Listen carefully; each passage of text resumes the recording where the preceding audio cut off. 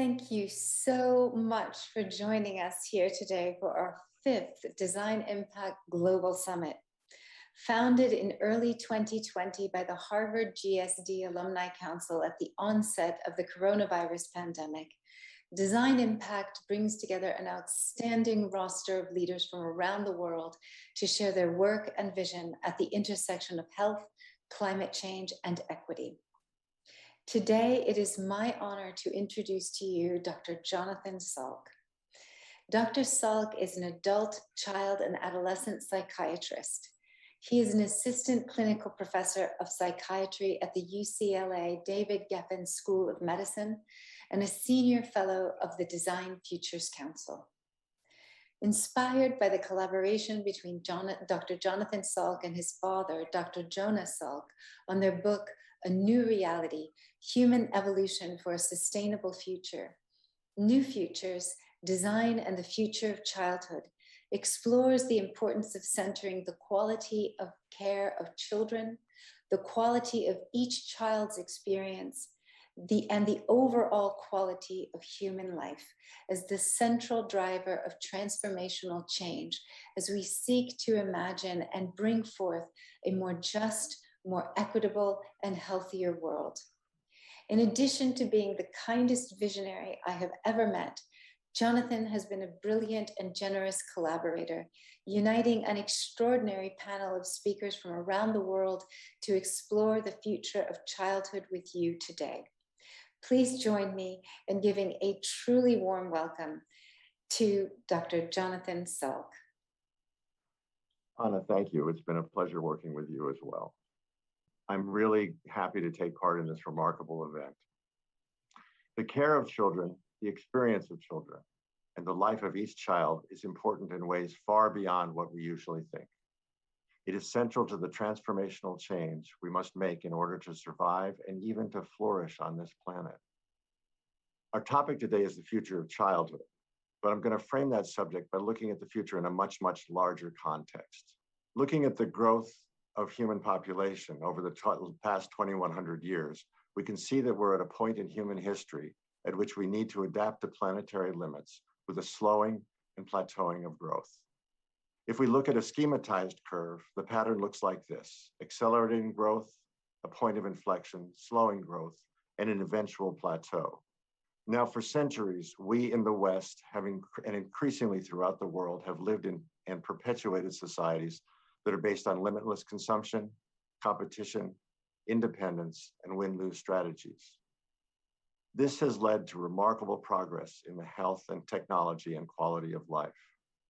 But it has also led to widespread imbalance, decimation of resources, poverty, as well as ill health. At this point in time, as growth and expansion necessarily slow, it's essential that we shift to a world based on cooperation, interdependence, sustainability, and mutually advantageous conflict resolution. This will result in a world where there's more equity, balance, and health for all. So we are at an extraordinary moment where the demands of survival coincide with our higher ideals of health and equity. It's a crisis point that presents us with an opportunity to make a better world. Now, such profound change will not occur just with a tinkering of policy. Change of this magnitude must take place at every level of human existence. We'll come back to this concept in more detail in a moment, but a change must happen from the level of the individual, up through the family, the community, the workplace, all the way through our broader social systems, and all the way up to our relationship with the planet as a whole. This is a huge change. What's the engine of this change? It is the experience of children. That is where we shape human beings who will in turn shape the future. From the first minutes of life through every developmental stage, every child experiences differences in thoughts, emotions, and behavior. The nature of that experience nudges a child in the direction of individual competition with concern for the self, or alternatively toward collaboration with an interest in the good of the group. It's the nature of that experience that determines whether that child is traumatized, locked, angry and afraid, capable of great violence, or whether that child is secure, regulated, and able to be part of a group and of society. These children will then grow and influence the decisions and actions of entire groups, societies, and nations, literally changing the world. So let's take a look at one small example of the complexity of change. The amount of skin-to-skin physical contacts that infants and babies receive varies widely throughout the world. In some indigenous societies, this may be as much as 80% of the time for newborns, but in other more industrialized societies, this can decrease to as little as 20%. Now, there's reason to believe that this contact, or the lack of it, has effects, perhaps profound effects, on the neurobiological, emotional, and social development of the child. So it may well be that ongoing contact in the first years of life is healthier, both for individuals and for the broader society. But enabling and supporting this kind of contact involves more than a change in caretaker-infant behavior. Increased contact must be supported by the family and community. It also must be supported in the design of the workplace to allow for parent interactions throughout the day. And it depends on the creation of economic and social systems that place higher value on the quality of individual life and less value on profit. One relatively small change affects and is affected by the entire society. And this is where design comes in. Designers of the built environment influence in profound ways the experience of every child and family that exists within it. Designers of dwellings can permit and encourage networks of extended families and communities. The designers of workplaces can allow for an extended parent-child contact throughout the day. And designers of cities can provide space for children to play and explore. This last point is actually vital. Play is an essential component to healthy development. And a safe environment suitable for free play is disappearing from our cities. Our speakers today will include Lewis Thomas, who will discuss family and community and high-density housing, and Sarah Kondirachi and Cecilia Vaca-Jones, who will look at urban design from the point of view of children. Now, the issue of children and the women who are their primary caretakers is often relegated to hand-waving status, to afterthoughts. The underlying message is, oh, that's all well and good, but the real issues are profit, loss, conflict, and war, a viewpoint of those in power, predominantly men. This is wrong. At this critical point in history, caretakers and children are the most central issue. Now, in the reality of today's world, there are vast numbers of poor and disadvantaged. Among these, children are the most vulnerable, often passive receptacles for ravages of war, famine, and illness. Breaking this cycle, which is passed from generation to generation, breaking this cycle, it will only come through interventions designed to protect and heal the children. And in this light, SHANA Cohn will be talking about interventions for children of refugees. Now, I want to add one last but important perspective. If we take the long view, almost the whole of human evolution took place in non-industrial, hunter-gatherer, and early agrarian societies. Most groups lived in balance with the environment and with nature. And in many of them, children spend their early months and years being touched and held in close physical contact. Children in such societies then learn in their earliest years through play and exploration of their physical and social environments. And these experiences lead to adults who are socialized in contact with nature and in contact with the group. We in industrialized societies have much to learn from these other societies. And our challenge is to incorporate traditional practices, which were integrated into small pre-industrial societies, into a world so vastly different, urbanized, population dense, and technological. That is our task. On this topic, we will also hear from Theophary Karicheva and Ninari Chimba, two women with roots in indigenous cultures in Namibia and Ecuador. So, stepping back, I have outlined a complex and sweeping agenda for transformation and survival. The question is, can we adapt and carry this out? My answer is resoundingly yes. As a species, we have the genes, the talents, the ingenuity, and the perseverance to do just that, which brings us back to design. Our biggest responsibility is to actually design the future and not passively allow ourselves to drift into disaster. And as we do, we must do so with primary emphasis on the quality of life for each individual and the environment that will shape that life. And each of us, whether we are designers of the built environment or designers of social, political, and economic systems, whether we are designers of the workplace or simply designers of our own families, each of us bears the responsibility of acting to assure the health, security, and development of children. They are the basic elements of change. It begins with children. So thank you.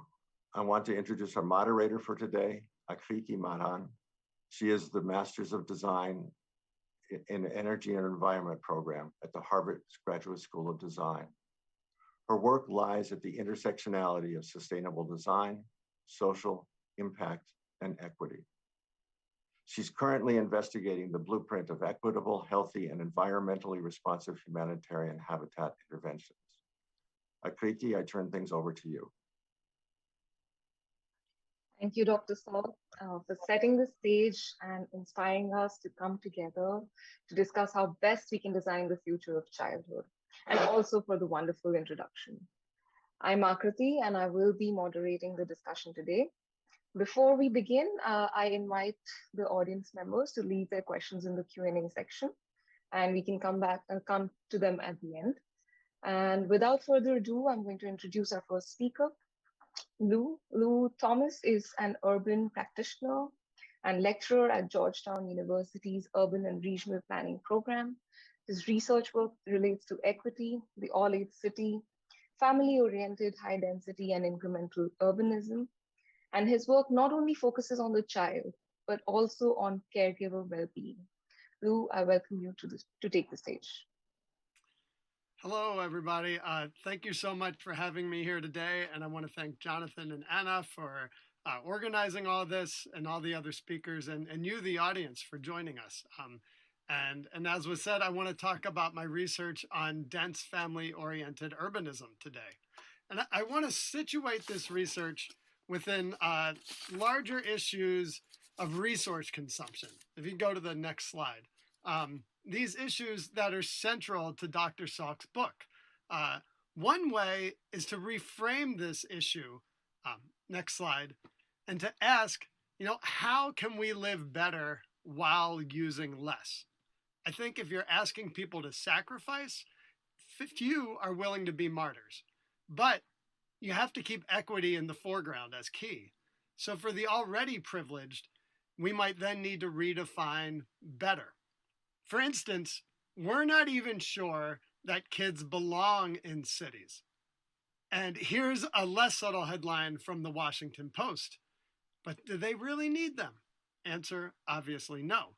For decades now, in North American cities, dense residential buildings full of studios and one-bedroom luxury units targeting the childless have been popping up like hotcakes. And generally, policymakers have done very little in response. So I researched the one big exception, which is Vancouver, British Columbia, where since 1989, they've had policies requiring family units in most large buildings, and they've extracted developer fees to pay for family-oriented neighborhood amenities. But before Vancouver got there, in the late 50s and 60s, the city saw a boom in luxury towers targeting the childless, in many ways very similar to the urban revitalization we see today. And this caused a backlash. In the 70s, a new city government came into power and built an equitable, medium-density central neighborhood that targeted families. It was overall a huge success, but it was too low density to support the planned neighborhood retail, i.e., it was not a 15-minute neighborhood. So then the city produced design guidelines for denser, subsidized housing. And then from there, they led to some really great developments, such as Madon Gardens. And then in 1989, the city revised those guidelines for even higher densities and to target market rate buildings. So now most new buildings were required to have at least 25% or larger 2-bedroom units. The city also levied developer fees to build amenities such as community centers, libraries, daycares, parks, pedestrian and cycling infrastructure, as well as affordable housing. And one great example of this is the Athletes Village Housing Co-op. And if you can look closely, you'll notice all the strollers lining the walkways. One mother who moved in with a 12-year-old told me that they were not planning on having another child, but after 2 years, they had a second because, quote, "We just lived in this amazing community. There is no better place to have kids in the city."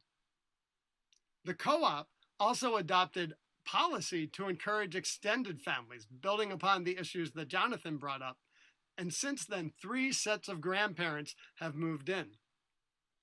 Another example is the social. And here, a tight-knit community formed in a market-rate condominium. Parents love raising their children here, and they evoke the amenities provided by the policy in their reasons why. One resident organized a get-to-know-you barbecue on the outdoor common space, and now families gather informally on the patio every summer Friday. They have a text chain for help picking up children from school, and other parenting needs that only neighbors can easily fulfill. Across the alley is a community center, library, daycare, and cafe built using developer fees. One parent called the building, quote, "a dream." Another bluntly said, quote, "when the kids are being shitty, library, done." But the best evidence I found was this drawing that one mother shared that her 6-year-old had made. The child writes, "I live in the social. I love it." She draws all of her friends in the building on the next page, and she writes, "My favorite thing to do with these kids, except Oliver, is to play in the sprinkler, which is on the patio. I love the social because of my friends at the social. I just love our community." The end. Now, if that's not an ideal environment for raising children, I don't know what is. While playgrounds have their place, they can actually be purgatory for parents, as they are exclusively child-oriented. Preferable are spaces designed for all ages. They should be neither too precious for children's abuse, nor dominated by play structures. Basically, good plazas near caffeine and alcohol work great for families. And this family-oriented model is already working in some US cities. So to live sustainably, we need to consume less. Living in dense, all-age neighborhoods can help. And as I've argued here, help us live better. I want to end this talk with a broad question. Does framing high density as good for families provide room for more equitable design and policy? I hope this research suggests a tentative, conditional, but necessary yes to this question. Thank you very much for your time, and I look forward to our conversation. Thank you, Lou, for introducing us to the concept of a 15-minute all-age city. Our next speaker, Dr. Sara Karicheva, has dedicated close to 2 decades worth of efforts to the creation and management of inclusive and resilient urban planning programs across Africa, Asia, and Latin America. At Arup, she leads the work on inclusive and resilient cities, including the accoladed Designing of Urban Childhoods portfolio. We'll have a lot to learn from Dr. Sara on how to approach the design of a city centered around children. Dr. Sara, welcome. The floor is yours. Thank you. Thank you very much. It's an honor to be here. So today, I'd like to share with you Arup's key principles and methods for designing a child-friendly city and why this is a priority agenda for us. As Jonathan said, the environment in which children live is a key factor to consider when talking about their well-being and development. In fact, children require not only basic needs and good nutrition, healthcare, education, water and safe environment, they also need an environment where they have plenty of opportunity to explore, to play, and to experience warm and responsive human interactions. So to understand how children experience cities and the challenges they face, we have studied 40 cities around the world, considering a wide mix of countries, climates, and cultures. And we identify underlying challenges, which are often the same across cities. These include traffic and pollution, crime, social fears, risk aversion, isolation, and tolerance, to name a few. And these are all challenges that are affecting children's physical and mental development. They're affecting their safety, their capacity to enjoy and fully experience the place where they live. In addition to these challenges, COVID-19, the pandemic, has had also a devastating impact on children, disrupting their schooling and affecting also their well-being and social interaction. So we can say that children are increasingly being designed out of the city streets and public spaces. In fact, cars have pushed children from the streets in which they were used to play in previous decades, reducing their independent mobility. And this means fewer opportunities for social interaction, for playful journeys, and also for discovery. So in cities where steps have been taken to create a child and family-friendly environment, we identify key features and the benefits not only for children, but the entire community. In fact, a child-friendly approach to design and planning has the potential to unite a range of progressive agendas, including safety, sustainability, and economic development, for instance. And a key aspect that was also outlined by Jonathan is the connection between children and nature. In fact, urban green spaces have proven to be critical for children's health and well-being, but also for creating a deeper relationship and a sense of respect for nature. And the child-friendly approach also advocates for the multifunctional use of space and their use of existing infrastructure, such as schools or community hubs and parking lots for neighborhood and for children activities. It also helps creating a stronger community. So in order to address the complexity and the multiple challenges that children and their families experience in cities, and also to untap existing opportunities, a multidisciplinary system approach is required. And this is why our work at ARUP is driven by the question, how can we improve the living condition and the well-being of children and caregivers through ARUP's concept of total design, which is a multidisciplinary approach to design, which implies that greater solutions can be accomplished when technical knowledge, design, and aesthetic unite, when all the professionals join forces right from the start. This question has also driven our work with the Bernabé Foundation. We have Cecilia here, which led to the development of Proximity of Care Design Guide, which is a digital tool that we developed to support the design and the creation of healthy, supportive, stimulating and protective urban environments where children can thrive. And the guide is structured around 3 core sections, which represents the key stages of a design process, which are understand, design, and influence. And in each section, we identify key principles, practical tools, and inspiring case studies to support the users of the guide to understand the context and the beneficiaries of their study areas, to design meaningful and cost-effective interventions, and also to influence decision makers and planners on why a child-focused approach is important and how it will benefit the work and the society. So this design principle also guided our work with the Real Play Coalition, which includes Lego Foundation, IKEA, National Geographic, and UNICEF. And with this partner, we are aiming to reclaim the value of play in cities and in children's life.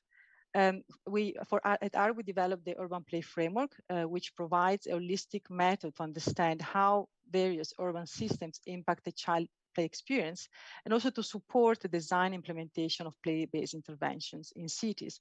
And we use this approach in London and Cape Town and Milan. For instance, in the township of Kalicha in Cape Town, we use the Urban Play Framework to undertake a comprehensive and highly participatory assessment and co-creation process to fully understand the barriers and opportunities for play in the informal settlement. And the insights from our assessment and co-creation process guided the design and implementation of Play Network.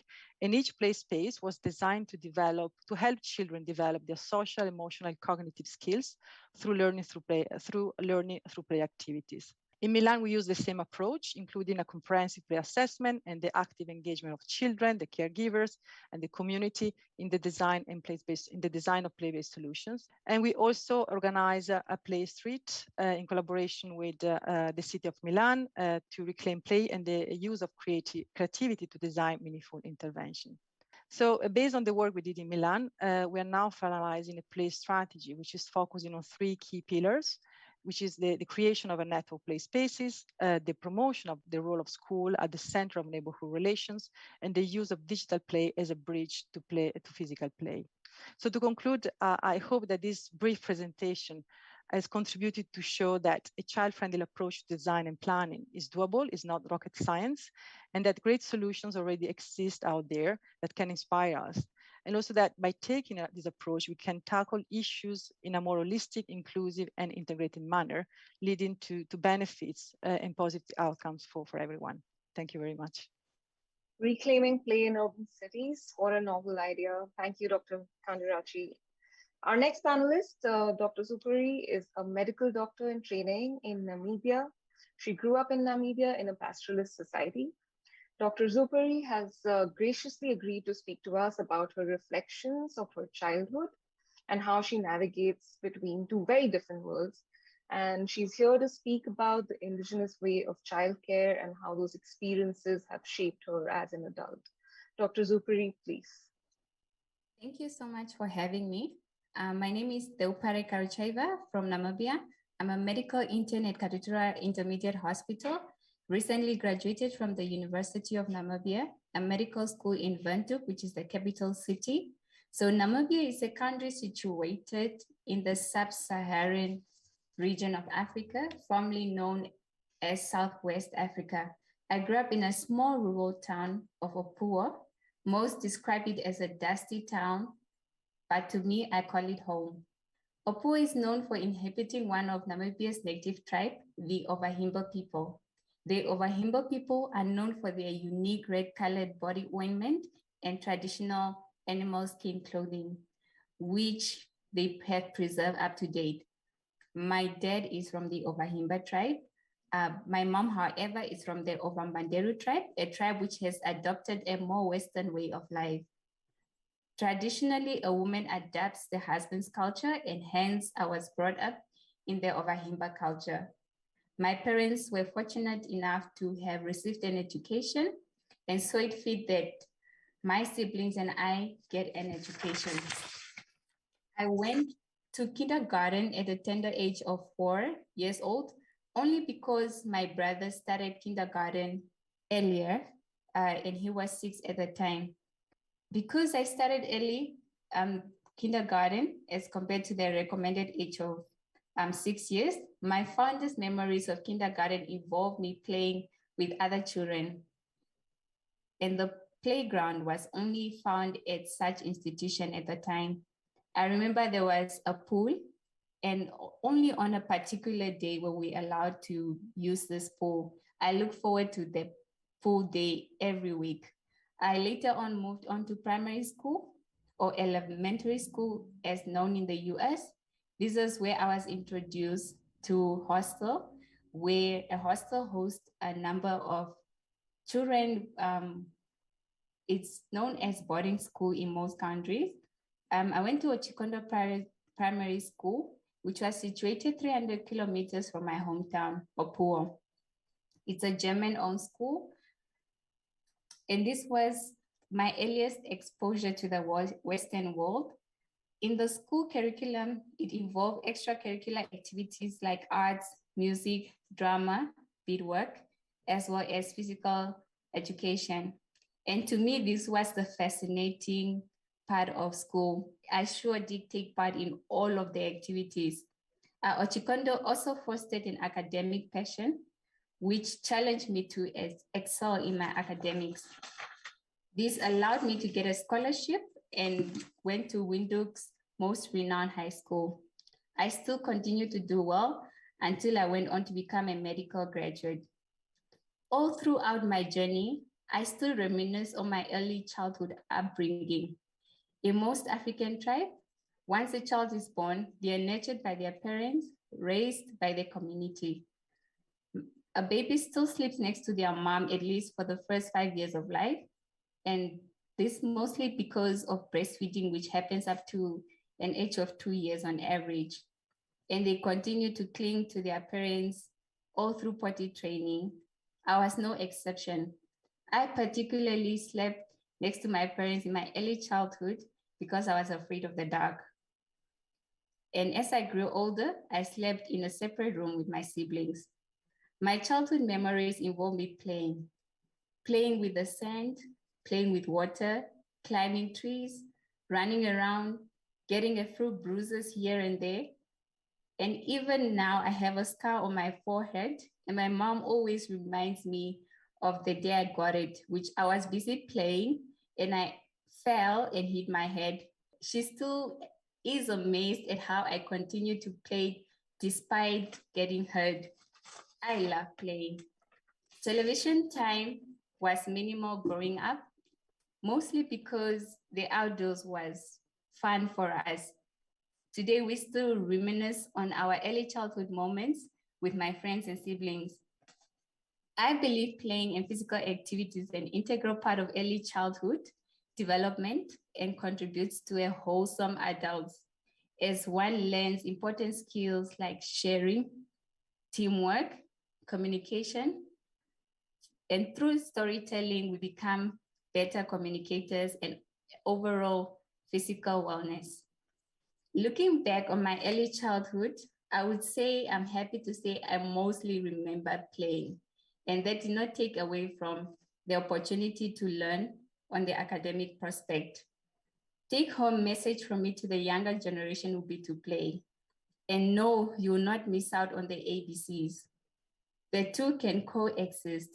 I would like to thank Dr. Salk for researching a long overdue conversation and for a healthy and necessary childhood experience. Thank you. Thank you, Dr. Theophary, for being so candid about your personal journey and introducing us to your culture. Our next speaker, Cecilia Barker-Jones, has championed policies in health, education, housing, and social welfare for children, women, and indigenous populations. She served as a coordinating minister of social development of Ecuador and other roles in the Ecuadorian government. She's now with the Bernard Van Leer Foundation, which focuses on early childhood development. Cecilia comes to us with an extraordinary approach to shifting perceptions when designing for children. Cecilia, I invite you to open up our minds. Thank you all. It's a great pleasure to be here. And yes, I wanted to share with you a part of the work of the Bernard Van Leer Foundation. So basically, we've been working in an approach that's called Irvine 95. So the one question that we like to ask our audiences, and especially mayors and architects and anyone who's working at a city level, is if you could experience the city from 95 centimeters, which is the height of a healthy 3-year-old child, what would you change or what would you do? And this is the one question that we've been trying to answer through the work that we do in cities. But today I wanted to share with you a couple of ideas of what we have learned. So let me share a little bit of a short presentation. I know that we can pass to the next slide maybe. Anna, if you can help me with that. So the first thing I want to say is related also to something that Jonathan was saying. The first years of life is actually the best opportunity that we have to reach impact in the life of babies and toddlers. And I don't know how many of you know that in the first 2 years of life, babies can make up to 1 million connections per second, which seems unbelievable, but in reality, this is why children and caregivers also experience the city in a very different way from other adults. Maybe we can go to the next slide and I can share with you also some of the main returns that we know through science that we get from investing in the early years. And I think it's important to share this piece of evidence because many people know about the economic return that we might get from investing in the early years. But I particularly like to highlight the social return that we get when we invest in the first years of life. And it's well known that when we invest in very young children, then the social benefits that we get are mainly related to health, but also to the ability of human beings to learn and to work with others. And I want to emphasize on this, because I think this is part of what we're losing as a society, is this power of just connecting to others. Can we go to the next slide so I can share with you a little bit of which are some of the entry points that we're using when thinking about the work that we can do in cities.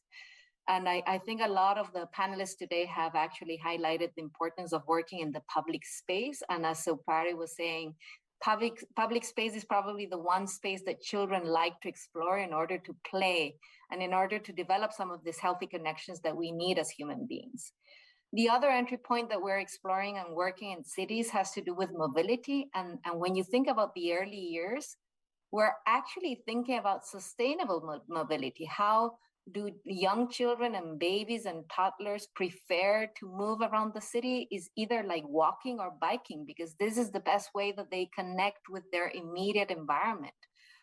And finally, I think, Lou, you were mentioning this, the idea of having like a better planning at a neighborhood level and just making sure that we can access different services in very short distances is what we see is working in order to create this healthy human connections. Some of the important learnings also have to do with exploring some of the immediate urban needs that we have nowadays. And I do want to emphasize on the importance of clean air. We do see that 93% of children nowadays are exposed to really bad air. And this, of course, when we're designing a city, we should start thinking about, are there any design solutions that can actually improve the air that our children are breathing? And this is the one question that I should also raise to all of the people who are listening today, because I do think this becomes a matter from the design perspective as well. And so does the aspect of nature. How many people have access to nature? How many people can enjoy the benefits of being in touch with green and blue infrastructure? And finally, the proximity of services and just being able to reach healthy spaces in very short distances that I was saying before. I briefly want to share this slide, which I find very powerful because it shows you like which are the kind of connections that human beings can create from the very beginning of life. And this starts, of course, when women are pregnant and the immediate connections that babies develop with their caregiver, but also the different relationships that we are promoting when we're thinking about the design and planning of a city, when we create these spaces where people meet. So where children and caregivers meet, or where children meet, or where caregivers meet, or where caregivers can access nature and can create these very healthy connections between, the immediate environment that's surrounding them. I want to share a couple of pictures which I find very powerful. So if we can go to the next slide. I want to share with you some of the main learnings that we have learned in implementing Urban 95. The first one is we need to be able to design for the well-being. So we need to center design in people. We need to change this conception of we have public space for cars and we need to give back the public space to people. And this is very evident in the work that we're doing in Lima, but in many other cities where we're implementing Urban 95. Yeah, the previous one is like a picture of we need to be able to design for caregiving. I love this picture, which is a real picture from one of our projects in Tel Aviv. And it's showing this, and Jonathan, I think you were saying, the importance of really creating this possibility from the design perspective where we allow caregivers to share these immediate spaces with babies and toddlers, because we need to be able to respond to these demands of the current modern life, right? And I think this is a good example of a picture which creates this dynamic of a healthy connection between caregivers and young children. When designing, we also need to think about designing for equity. And for me, this is the most important thing of the work that we do at a city level. We need to make sure that we're investing and having like this kind of interventions in the most vulnerable areas of any city, because these areas are the ones that probably need the most of this kind of interventions that creates this positive connections and this basically will allow to have an outcome that projects the well-being of young children and their families. There are lots of different examples of the 63 cities where we're currently working on how you can help governments reach scale, but actually starting from the most vulnerable areas and just making sure that we can start in these areas. This is very important as well, as I was saying before. If we can start in the very early years, then we're also like changing the behaviors of young children. This is a photo, a picture of Tirana, and basically the mayor of Tirana, with his big political will, he's trying to convince very young children how they can use bikes to move around the city and how they can actually be the ones that motivate this behavioral change that's needed in order to change a very car-centric society into a more sustainable society that moves around in more active ways, which is not only healthy, but sustainable for the planet. And finally, but not least, I think one of the main learnings in the next slide, you'll see a cute picture that for me kind of like summarizes everything. Okay, I had a beautiful picture that was basically trying to show all the positive connections that you can share with young children. And basically what I want to say to wrap up is, if we can design cities that work for babies and toddlers, just so this picture shows, we're going to be able to design cities that work for everybody else. But just being able to create these healthy connections, these human connections where people from all different stages in life can relate to each other is the way that we need to think when designing a city that's good for everybody. Thank you. Thank you, Cecilia. What a beautiful idea to shift our gaze to a child's perspective of the world. Next, we have with us SHANA Khan, Senior Education Manager of Humanitarian Programs at Sesame Workshop. She leads curriculum development and design of teaching and learning materials for Ella and Simpson based on the famous show Sesame Street, and also Play to Learn, both early childhood development initiatives serving the needs of children affected by conflict and crisis in the Middle East and Bangladesh. SHANA, the floor is yours. Thank you so much, Akriti, and thank you, Jonathan and Anna, for inviting us here today. And Cecilia, thank you for that. I think that's a wonderful segue into my presentation. So I'm going to speak about our Sesame Workshop's program, Athlan Simpson. So the origin of the program is 4 years ago, the MacArthur Foundation put out a call for a single proposal that promised real and measurable progress towards solving a critical problem of our time. And Sesame Workshop and the International Rescue Committee teamed up together to propose a project called Athlan Simpson. And the basis of the project is bringing early childhood care and education to refugees impacted by the Syrian crisis. The first thing many of us think of in terms of humanitarian response is food, shelter, water, and making sure people have their basic needs met. But increasingly, the time that refugees are spending in camps or in host communities is lengthened. And we know from the science and from what we heard from Dr. Salk today and from Cecilia that early childhood care and education and nurturing care from caregivers are so important for a critical need for all children, humanitarian context and universally. So the program has two components. It has a direct services component implemented on the ground that's sort of like a preschool program and parenting program that reaches kids and families directly. And then there's this local adaptation of Sesame Street, an Arabic language show that's been specifically designed for the needs of children in this region. So for all of our programs at Sesame, we use a very heavily research-based process. And I think, I'm not a designer myself, but I think this in many ways is modeled after the design process. So we use a participatory approach. We're using formative research as we go and constantly checking in with our, what we call beneficiaries or the people that we're creating this for to make sure this is really meeting their needs. So that process always begins, next slide, with an educational content workshop. In this case, we went to both Lebanon and Amman, and we spoke to psychologists and academics, and Clowns Without Borders was there, all different sorts of creatives and academics to speak about what were the needs for children in this response. And we came in with a general idea for the show that it would focus on resilience and social emotional skills. And very quickly, we got the red light from advisors that before we leap into perspective taking, resilience, conflict resolution, we really needed to take a step back and focus on basic emotion identification. So we heard that kids in the region, and particularly kids affected by trauma, had 2 or 3 words to describe the broad range of human emotion, and that especially for kids affected by trauma, there was two responses to strong emotion across the board, one being sort of deadpan, flat affect, and the other being kind of a violent or lashing out response. So it became clear that kids needed more emotion vocabulary and more healthy coping strategies for dealing with emotion.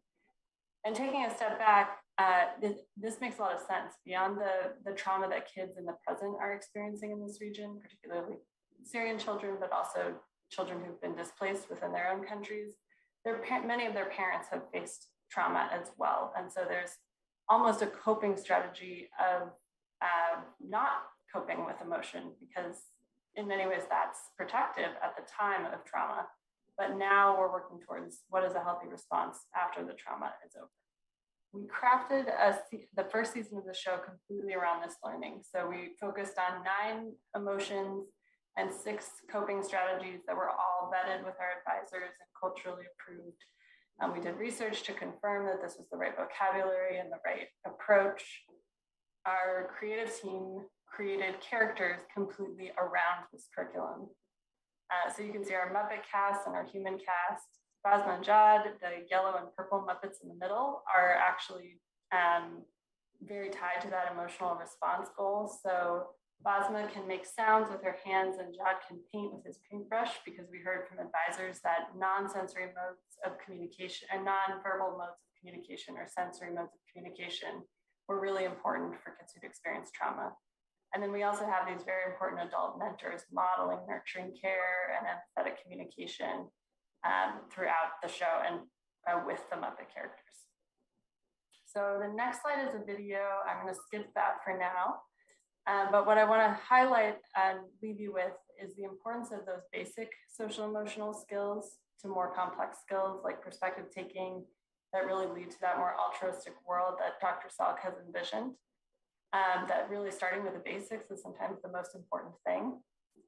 Second, how important, and I heard this repeated so many times among the panel, how important just letting kids be kids and play is to healthy development. And then finally, how important, and I know many of you as designers know this already, how important research and contextualization is to creating an effective product. And that's all, thank you. SHANA, such important work giving expression to children's emotions. I've seen the videos and the slides. I wish you could all see them the same way I did. Thank you, SHANA.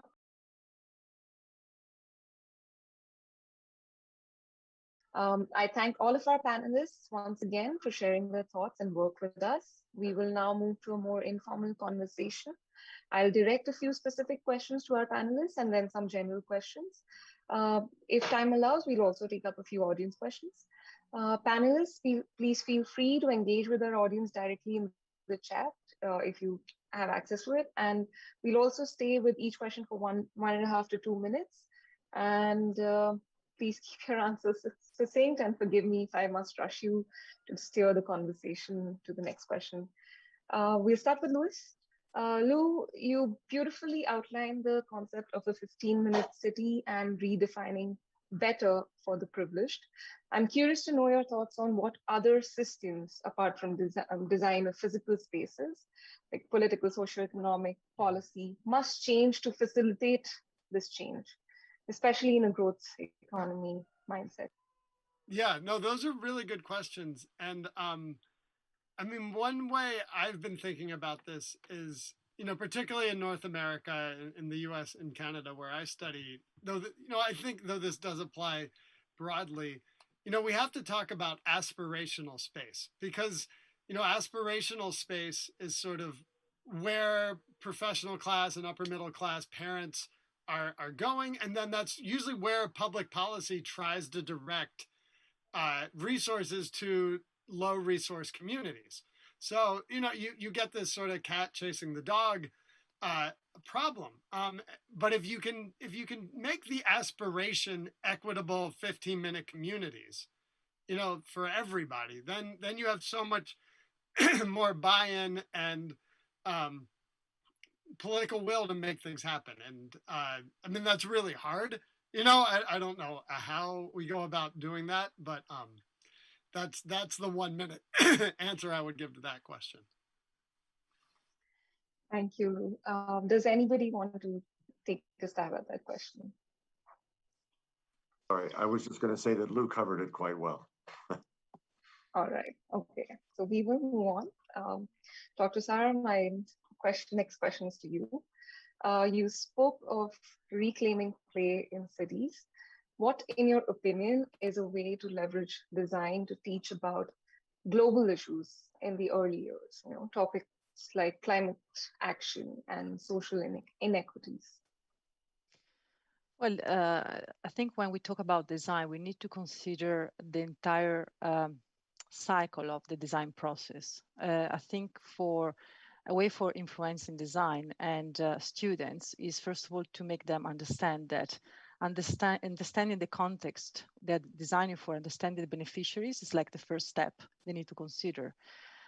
So for me, it's always like understanding before design, because if you don't have that clear, if you don't understand the challenge of the opportunity, you risk to design something that is not meaningful, that is not going to be used. So this user-centered approach is extremely important. And then to do that, in the next phase of the design cycle, let's say, is important to engage the communities. Important in case of children, engage children, find meaningful and playful ways, but still relevant way of engaging them in the understanding process, but also in the design process, and also when possible, also to implement solutions together with them. And then another important aspect is the engagement of decision makers and to make sure that what you design is also in line with regulatory approach or regulatory frameworks, at the same time that you have them on board in terms of supporting and also funding these initiatives. So the creation of the awareness of why designing for children is important is key. And just to conclude, and as I said in my presentation, it's important to make understand that you're not designing only for children, you're designing for the entire society, that designing for children is a great entry point to actually address different challenges and to actually find solutions that work for everyone. So it's very important to always highlight the benefits and so why actually you're proposing this design approach. Yeah, that's wonderful. I mean, and the theme that's coming out is that designing for children is designing for the whole society, and it's a political and social and economic issue, and I just appreciate that that's coming out so strongly. And also it's very important for climate. Yes. Not only because many young people are fighting for action and asking for action, but also because there are so many solutions that you can create, like nature-based solutions, that by doing it actually create the right environment for children, for families in particular, as I said, as many said, the relationship with nature. And there are many great examples, like now recently in Barcelona, on how the government is taking seriously how to create nature-based spaces for family and children, knowing the benefit not for the well-being and happiness and health of the society, but also for climate. Thank you, Dr. Sarah, for your thoughts. And I would just like to shift the conversation a little bit to what Dr. Salk mentioned earlier in his keynote address. We also need to extend good design to underserved children, especially those in war-torn families, perhaps displaced by climate catastrophes, or just underserved communities in urban slums. So my next question is to Cecilia, and because you spoke about safety for children, I think my question is, how can design ensure safety for children who are underserved? As I was saying on my presentation, I think a lot of the work that we're doing in cities is being able to find different methodologies that allows us to prioritize work in the most vulnerable areas. And I think that's where decision makers can have different ways and tools to just prioritize this and really make sure that then you're promoting equity when you're designing different solutions. And that in that process, you're also including the way and the voices of the people who are living in different areas with more needs. So for me, it's a matter of like, how can we use design in order to promote equity and just like create that well-being everywhere, right? Like if we know that creating this environment that promotes healthy connections, enables a healthy early childhood development, then why not starting in the most vulnerable areas and targeting the most vulnerable populations? And I think that's a political decision. So I like the way that Jonathan was referring to this to a political issue from the decision maker's perspective on just like really making sure that they're prioritizing that. But then also from the design perspective, which are the kind of solutions that can really enable that equity when bringing up the solutions for those most vulnerable groups. Thank you, Cecilia. I think we're again coming back to the theme of engaging the most vulnerable, whether it's children or children in underserved societies, and amplifying their voices. My next question is, Dr. Theophary, to you. How would you take anything back from the methods of caregiving in affluent nations to your own culture?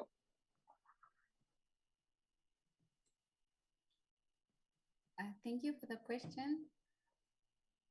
Yes, I think what we can learn from the Western culture, particularly, is how children interact with, how they're so aware of nature, how they're well taught about climate change, how to preserve the environment.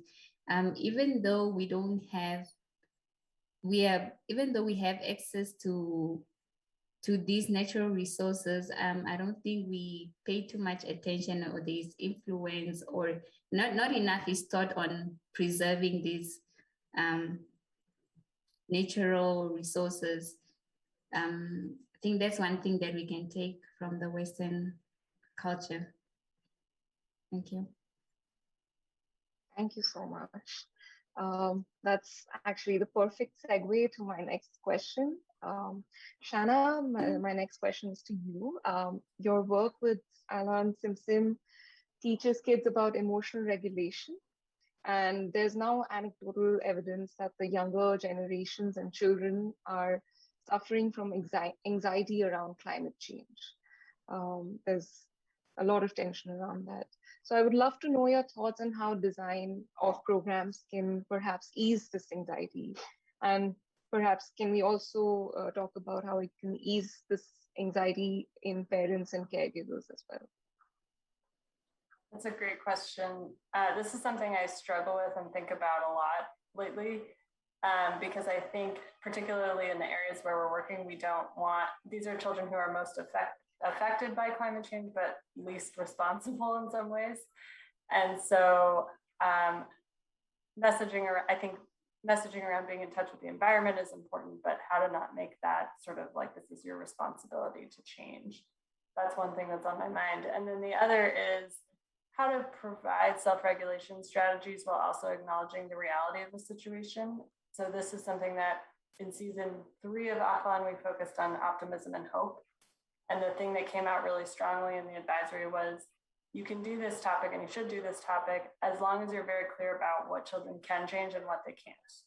And so that was a really important distinction for us to make in each episode is, okay, the wind blew over my tower. I can't change the wind, but perhaps I can change how I'm building my tower or how I'm responding to my tower falling over, like kind of identifying those things. So it's a great question. Definitely something I struggle with. Thank you, SHANA. Those are beautiful thoughts. So I'm setting good boundaries, defining what personal action could mean, and talking about all of this with hope and optimism. I think that's what I'm getting from your answer. I would like to shift the conversation a little bit to caregivers and attitude to caregiving, especially from a lens of gender. And I'd invite any speaker to take this up if they may. And so setting the stage, women all over the world are recognized as the primary caregivers and the more responsible caregivers in the family. A lot of programs are oriented towards them.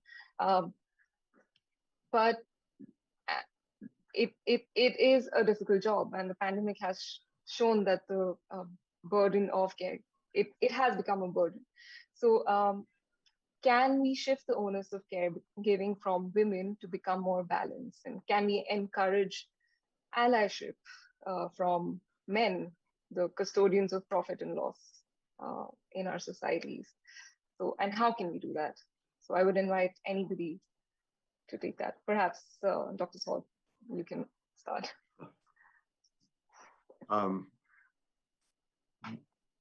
I suppose the first answer is with great difficulty. But I think that what you're talking about is absolutely essential. And I think there are several routes to it. Perhaps the biggest one is in the education of women and the inclusion, not the inclusion, but the replacement of a male-dominated attitude throughout the decision-making process, so that the more women who are in political power and positions of influence, the more they will be sensitized to these broader issues.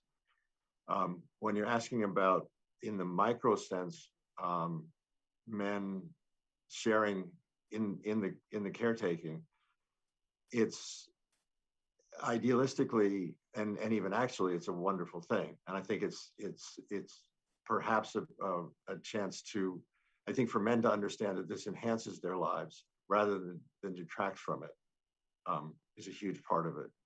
And also the last thing I'll say is, by placing value on caretaking, it is an incredibly difficult job. Economically, it's a huge propellant of society. And so if we can emphasize the value of it and not demean it, that would make a huge difference in male participation and also throughout society of supporting caregivers. Yeah, I just want to jump on to what Jonathan said, and the more you can approach that two-pronged, I know Sweden is doing a lot to try to promote fathers taking paternity leave, policies towards that, changing social values, is really important in making men value it too as something to do. It occurs to me, Lou, that the additional thing in that is that in terms of the initial early attachment process, for men to experience that attachment, which we are fully capable of doing, given the opportunity and given the emphasis on it, is important. But maybe just to add to that, because I think it's important to what Nina was trying to explain on this idea of we need to create we need to have like an environment that takes care of children and that helps or enables to raise children. And I think from a design perspective, it's exactly this. How can we diminish the burden that women have on the responsibility of caregiving? And you can have a community that helps raise a child, right? Like there's this famous phrase that you need a village to raise a child. And I think this is exactly the concept from a design perspective. We need to be sure that we're designing the right environment, the right built environment, that we're creating these healthy connections that can basically support women and everybody and families, just kind of like raise children in a positive way. That's great. Thank you all. I think you summarized it really well.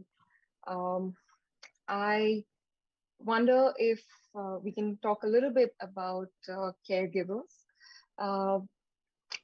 especially I think we touched upon the fact that caregiving as an attitude needs to become more fun. It needs to be seen more as an onus. It needs to be seen from onus to, it has to become honor to give care to kids. And Lou, your work talks about that. But does the answer lie at the center of caregiving, or should caregivers just be allowed to play separate from that. Lou, perhaps you can give us your thoughts first. I mean, I think, you know, we've segregated learning and work and play to such a degree in our society that,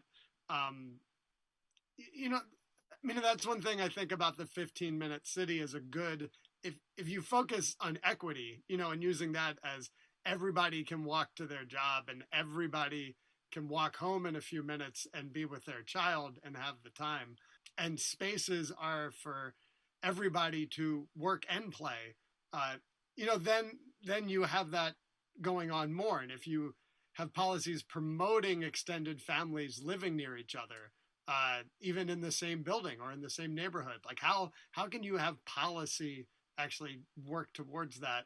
Those informal caregiving things happen more easily that Cecilia was talking about. So, you know, whereas we've, you know, when you caregive, you go to the playground that only has stuff for the kids, it's segregated. So the more you can integrate, you go to the place where you meet your friends and you all watch the kids together, which is what caregivers do. Like in a city like DC where I live, nannies are always doing that. But if you integrate that with family life, you know, kids learn more through osmosis, through seeing how society works. And just one point, because I know we're close on time, but I think we need to extend the conversation of learning about nature by being in nature. Like, you have to be intentional about that, as Zupari mentioned, but also learning about society by being in society. You know, if you segregate classes and uses in society, kids don't see it and don't learn about it. And if you integrate it, there's more opportunities for teaching. If I can add to this, sure. I think sure. that I mean, caregivers are human beings at the end. So I think it's very important, you know, a human being with a new role that sometimes can be also shocking. So I think it's important when we talk about caregivers to keep in mind that they are people and that they have human needs. And so it's very important to understand how the society, how the work environment, how the governance system can support them. In addition, of course, to how you can design spaces that are more accessible, so that reduce the travel, the commuting time to go to work or to go to do shopping. But I think it's important, really, also as Cecilia said, this network, the community network, how can it support caregivers, especially at the beginning of their new kind of career as parents, to deal with the challenges they have to face. So the community network, I think, is very important. Plus a network, a support that help them to enjoy also their human, the fact that they're human beings. So to have fun, to learn, to enjoy their life beyond the fact that they are caregivers. So I think it's important to keep a good balance and to keep always in mind that at the end caregivers are human beings, and that so there is a need to address their needs as a person as well. So you have a person that is healthy, that is happy, and that so enjoys more to play with the kids or to play on their own or to go out with friends. So I think it's always very important to keep that in mind. That's great. Thank you, Dr. Samuel. So we're a little short of time, but what I'm getting is that childcare truly takes a village, and we need to enable that village. In my closing remarks, I would like to borrow from Anna. Design, she always says design is an optimistic endeavor. It's a magic wand to change the world. So I want to actually bring my last question to all of you. If you could keep it to quick 20-second succinct answers, is there one piece of information that you think is valuable to our audience in creating a more just world that centers children? What would that be? We can start with SHANA. Put me on the spot. I think the first thing that popped into my head is just how important it is to listen to children. So going back to what I was saying around our research approach and contextualization, I think in that case, it was children and their families, but we do a lot of research with children, and often we go in with our own assumptions that are completely upended by what what children know and what they say. So just to keep that importance of their voice in mind. Thank you, SHANA. Dr. Sarah? I think, sorry. Oh no, Dr. Saros, go ahead.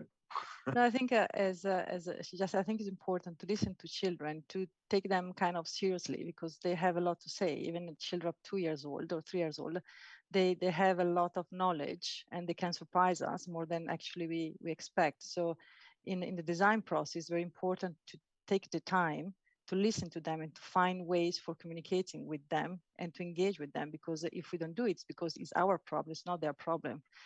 So I think it's very important, this approach to understand and engage with them in this process. I'm being told that we're really short on time, so I think I'll close. I'm so sorry.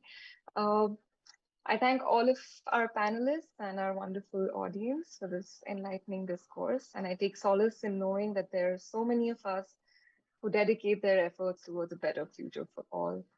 On that note, I'll sign off. And Dr. Salk, do you have any closing remarks?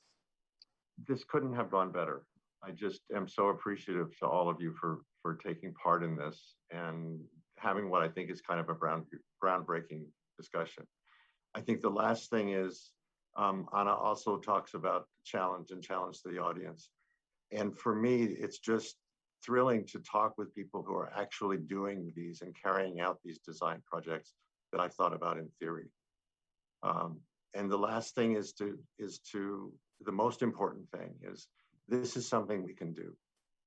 We as human beings can actually do the things we're talking about, and we can do them in scale. And that's the most important thing I would convey to the audience and to challenge the audience with. Thank you, Dr. Salk. I would like to thank each and every one of our speakers, and especially to Jonathan for doing such a beautiful work and bringing us together, and Akriti for moderating. Thank you so much.